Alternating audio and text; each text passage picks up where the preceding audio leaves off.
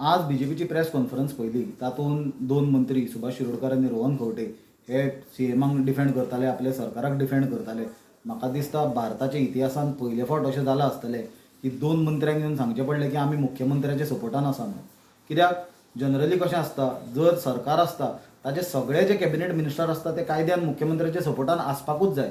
त्या प्रमाणे जो पर्यंत तो डॉक्टर प्रमोद सावंत मुख्यमंत्र्याच्या खुर्चेर आसा हें स्वाभावीक आसा की सगळे कॅबिनेट मंत्री ताचे सपोर्टान आसतले आनी कॅबिनेट मंत्रीच न्हय, सगळे जे 32 रुलींग पार्टीचे आमदार आसा हे ताचे सपोर्टान आसतले हें ठरलेलें आसा. जाल्यार अशी पत्रकार परिशद घेवन सुभाष शिरोडकरा सारको जाणकार आनी सिनियर मंत्री लोकांक पिशान काडपाचो प्रयत्न करता हें पळोवन हांसचें काय रडचें तें प्रश्न पडलो.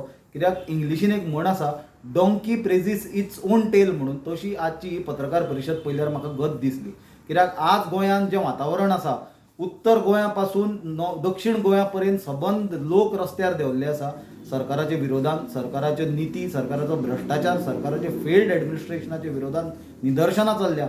अशे परिस्थितीन दोन कॅबिनेट मंत्र्यांनी येवन लोकांक सांगप की आमचो मुख्यमंत्र्याचेर विश्वास आसा आनी हें सरकार भक्कम आसा, हाजो अर्थ एकूच काडूंक मेळटा की सरकारान कांयच सारकें ना आनी हें सरकार खंयच्याय मुमेंटाक कोसळपाची वा बदलपाची शक्यता आसा.